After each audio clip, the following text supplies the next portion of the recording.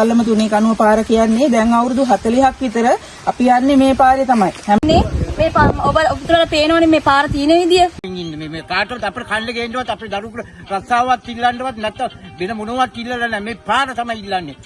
මේක ඉතින් මේ ඇල්ල වැල්ලවාය යා කරන මේ ප්‍රධාන මාර්ගයක්. මේක ඉතින් අපි දැන් මේ මොකක් හරි අපි හිතමුකෝ ඇල්ල පාරේ වැල්ලවායයි හීනපහවයි අතර මොකක් හරි පාරේ ඩැමේජ් එකක් වුණොත් එහෙම මේක පාවිච්චි කරන්න පුළුවන් විකල්ප මාර්ගයක් තමයි මේක මම දන්නේ ඇයි මේ සංවර්ධනය නොවෙන්නේ කියන හේතුව කියන්නේ දැන් අපි මහින්දගේ කාලේ කිව්වා අපි මෛත්‍රීගේ කාලේ කිව්වා එතකොට ගෝඨගේ කාලේ කිව්වා දැන් අපි අනුරගේ කාලෙත් අපි මේක කියනවා මේක පාර හදන්න කියලා. ඉතින් මේ මිනිස්සුන්ට ඇත්තට යන්න බැරි තරමට මේ පාරවල් විනාශ වෙද්දී අපි දකිනවා සමහර ප්‍රදේශ වලට ගියාම මේ අතුරු පාරත් සංවර්ධනය කරලා තියනවා කාපට් කරලා ඒ අතුරු පාරෙන් ගෙවල් වලට මේ 4-5කට යන්න තියෙන මේ පොඩි පාර ඒවත් කාපට් කරලා.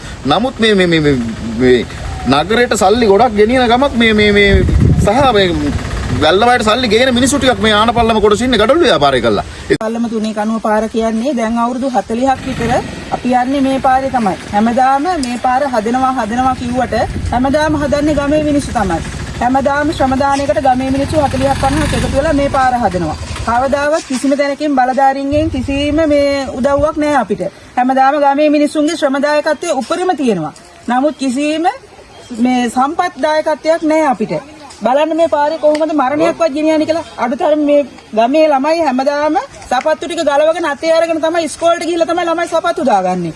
මේ පාරවල සපත්තු ටිකක්වත් දාගෙන ඉස්කෝලේට යන්න බෑ. අපේ මේ පාර හරියට මේ මනමාලියෙක් වගේ. මනමාලි බලන්න හැමදාම මනමාලි එනවා විතරයි. මේ මනමාලි ගෙනියන්නේ නැහැ. අපේ පාර ඇත්තට මේ වගේ තමයි. කවදාවත් හැදෙන්නව නැති පාරක් තමයි මේක. ඒ නිසා කිසිම දෙයක් අපි ඉල්ලන්නේ නැහැ.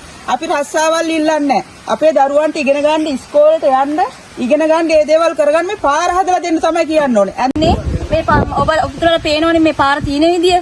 හරිද මේ පාර දැන් අවුරුදු මං හිතන්නේ මේ අපි පොඩි කාලේ මේ පාර මේම තමයි කවුරුත් ඡන්ද ඉල්ලන්නේ මේ පාරට ආවට පාර හදන්න කියලා කවුරුත් පාර හදන්නෙත් නැහැ.